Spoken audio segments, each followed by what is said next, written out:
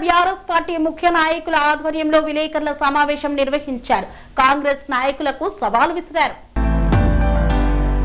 మాజీ ఎమ్మెల్యే బొల్లం మల్లయ్య యాదవ్ పెట్టిన press meet కు ఉలిక్కిపడి కాంగ్రెస్ లోని చోటామోటా నాయకులు అవాకులు చవాకులు పేరుతో ప్రెస్ మీట్లు ఏర్పాటు చేయడం చాలా ఆశ్చర్యకరంగా ఉందని తెలిపారు బీఆర్ఎస్ నాయకులు. మేము మాట్లాడిన మాటల్లో ఏవైనా అబద్ధాలు ఉంటే నిరూపించాలన్నారు. బహిరంగ చర్చకు ఎక్కడైనా బీఆర్ఎస్ పార్టీ తరపున సిద్ధంగా ఉన్నామని బీఆర్ఎస్ నాయకులు సవాల్ విసిరారు. మున్సిపాలిటీలో జరిగిన అవినీతి అంతా సామాజిక మాధ్యమాల్లో, వార్తాపత్రికల్లో, టీవీలో వచ్చిందని నిజం కాదా అని ప్రశ్నించారు. మున్సిపల్ కమిషనర్ పై వచ్చిన ఆరోపణలు నిజం కాదా? ఇప్పుడు ప్రెస్ మీట్ పెట్టిన నాయకులు గతంలో ఏ పార్టీలలో పనిచేశారు అని ఎద్దేవా చేశారు. మున్సిపాలిటీ కార్మికులను ఎవరెవరు డ్రైవర్లుగా ఇళ్లలో పని చేయించుకుంటున్నారు ప్రజలందరూ గమనిస్తూనే ఉన్నారని పేర్కొన్నారు. 2.5 సంవత్సరాల కాంగ్రెస్ పాలనపై ప్రజల్లో వ్యతిరేకత వచ్చిందని, ఎమ్మెల్యే పద్మావతికి ధైర్యం ఉంటే రాజీనామా చేసి ఎన్నికల్లో పాల్గొనాలని, అప్పుడు ప్రజలే సరైన తీర్పు ఇస్తారని, తమ నాయకుడు మల్లయ్య యాదవ్ ను ఖచ్చితంగా గెలిపిస్తారని ధీమా వ్యక్తం చేశారు.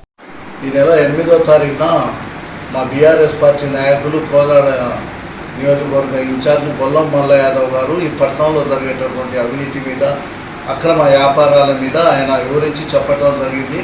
అవన్నీ కూడా నివారించాలని చెప్పి డిమాండ్ చేసింది. దానికి కాంగ్రెస్ పార్టీ వాళ్ళు వాళ్ళదేదో పీఠాలు కదిలిపోయినట్టు బెంబేలెత్తి సమావేశాలు పెట్టి మల్లయ్య గారు అట్లా ఇట్లా అని అవాకులు చవాకులు పేలింది. దానికి మేము మల్లయ్య గారు చెప్పిన దాంట్లో వాస్తవం ఏమైనా ఉంటే ఆలోచించాలి, లేకుంటే ఇది తప్పు అని చెప్పాలా. చెప్పకుండా పనికిరాని మాటలు నువ్వు నిన్ను ఆడ కూర్చోబెట్టి ఈడ కూర్చోబెట్టి అని మాట్లాడితే మమ్మల్ని కూర్చోబెట్టి కరెక్టే, మీరు మంచి చేస్తారనే కదా మిమ్మల్ని అధికారం ఇచ్చింది. అమలు కాని హామీలతోని 420 హామీలతోని అధికారంలోకి వచ్చి దీపం ఉండగానే ఇల్లు సొక్క పెట్టుకోవాలనే ఆలోచనతో ఈరోజు పట్టణంలో కాంగ్రెస్ పార్టీ నాయకులు ఉన్నారు. గ్రంథాలయం సెలవులో బడ్డీ కొట్టేసింది వాస్తవం కాదా? మున్సిపాలిటీలో జరుగుతున్నటువంటి అవినీతి మీద మేము ఇంతకుముందే మరి వినతి పత్రాలు ఇచ్చినాం, ధర్నాలు చేసినాం, విచారణ జరపాలని చెప్పి సంబంధిత అధికారులకు మేము డిమాండ్ చేసి చెప్తున్నాం. 22వ ఏజెన్సీ ఏదైతే ఉన్నదో దాంట్లో మొత్తం కూడా లేనటువంటి మున్సిపాలిటీలో పనిచేయనటువంటి సభ్యులు నెల నెల జీతాలు తీసుకుంటారు. ఇచ్చినటువంటి జీతాలు మొత్తం కూడా బోగస్ పేర్లతో తీసుకున్నటువంటి వాళ్ళ జీతాలు మొత్తం కూడా రికవరీ చేయాలనేది బీఆర్ఎస్ పార్టీ నుంచి మేము డిమాండ్ చేస్తున్నాం. చేయండి. ఈరోజు మీరు అవినీతి జరగలేదని చెప్పి పెద్ద ఎత్తున మీరు మాట్లాడుతున్నారు. మరి 22వ ఏజెన్సీని అలా డబ్బులు ఇవ్వకుండా ఎందుకు ఆపినరు? అలా అవినీతి జరుగుతుంది కాబట్టే కదా ఆపింది. మరి ఆ పాత మున్సిపాలిటీ ఆఫీస్ పడగొట్టి కొత్త మున్సిపాలిటీ ఆఫీస్ కడతామంటారు. కట్టండి, సంతోషమే. కానీ మరి అక్కడ ఉన్నటువంటి రికార్డు మున్సిపాలిటీ సిబ్బందితోని మార్పిచ్చి కొత్త మున్సిపాలిటీ కిరాయి మున్సిపాలిటీలోకి 25 లక్షల రూపాయలు రాసింది వాస్తవం కాదా? మరి ఎవరికి ఇచ్చారు? ఏ ట్రాన్స్పోర్ట్ వారికి ఆ బిల్లులు చెల్లించారో చెప్పమనండి. చెప్పే దమ్ము లేదు. మరి ఇలాంటి అవినీతులు చేస్తూ కొంతమంది కాంగ్రెస్ నాయకుల ఇళ్ళ కాడ డ్రైవర్లుగా పనిచేస్తున్నారు, కొంతమంది ఇళ్లలో పనిచేసేటటువంటి వాళ్ళు కూడా మున్సిపాలిటీలో పనిచేస్తున్నారని వాళ్ళ పేర్లు రాయించి జీతాలు తీయించుకుంటున్నారు. గతంలో శానిటరీ ఇన్స్పెక్టర్గా చేసే పోయినటువంటి కొడుకు కూడా జీతం తీసుకోండి మున్సిపాలిటీలో.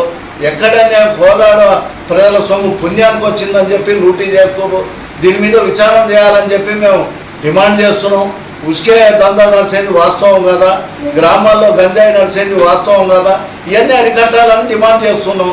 డిమాండ్ చేసినంత మాత్రం విచారణ జరిపించాలా? మేము చెప్పింది వాస్తవం కాకుంటే విచారణ చేయించి కాదని చెప్పండి.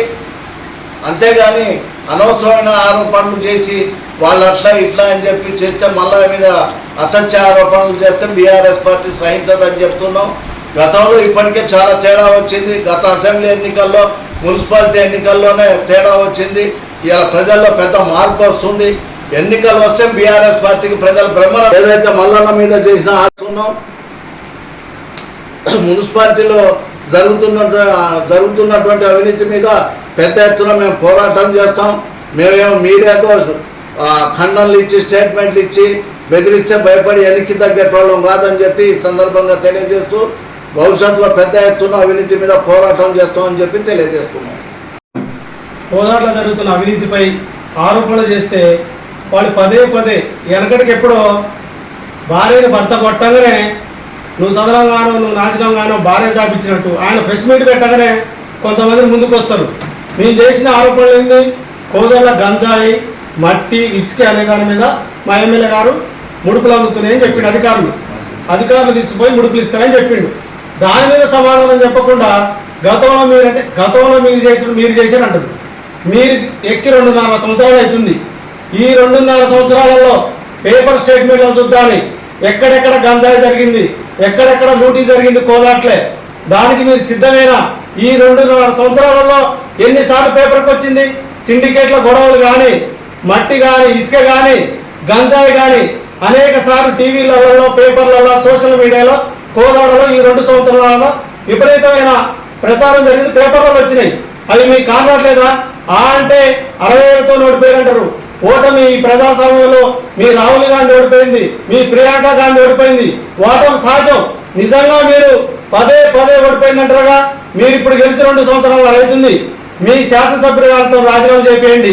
మాజీ ఎమ్మెల్యే గారు ఎలక్షన్లకు వస్తారు. మీరు ఈ ఎలక్షన్లో గెలిస్తే ఈ కోదాడ కాన్స్టిట్యూషన్లో బీఆర్ఎస్ పార్టీ జీవితంలో పోటీ చేయదు. మళ్ళీ మీకే నామినేషన్ ఇస్తాం. మీరు ప్రజలకు అభివృద్ధి చేశారని చెప్తారుగా. ఎక్కడ చేశారు మీరు అవినీతి? అంటే ఇంకొక ఆరోపణ చేస్తారు. పదవులు తీసుకొని, పైసలు తీసుకొని పదవులు ఇచ్చారంటారు.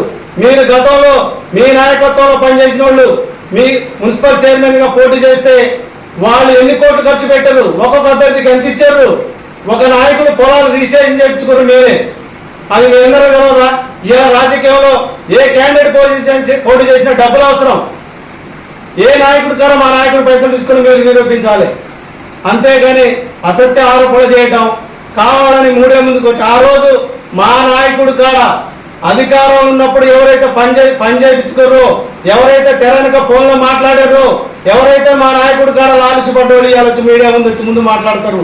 నిజమైన కాంగ్రెస్ కార్యకర్త పదవులు రాక అధికారం ఉన్నా కానీ లేనట్టు వాళ్ళు బాధపడతారు. దాన్ని మీరు ఆలోచించుకోకుండా మేము మాజీ ఎమ్మెల్యే మీద మీరు చేసిన ఆరోపణలు వెనక్కి తీసుకోవాలి. మేము మా టౌన్ పార్టీ తరఫున, మా నాయకుల తరఫున మీరు చర్చలకు ఎక్కడికైనా మీ 2 సంవత్సరాలు జరిగిన అవినీతిపై మీరు చర్చించడానికి మేము సిద్ధంగా ఉన్నామని తెలియజేస్తున్నాం.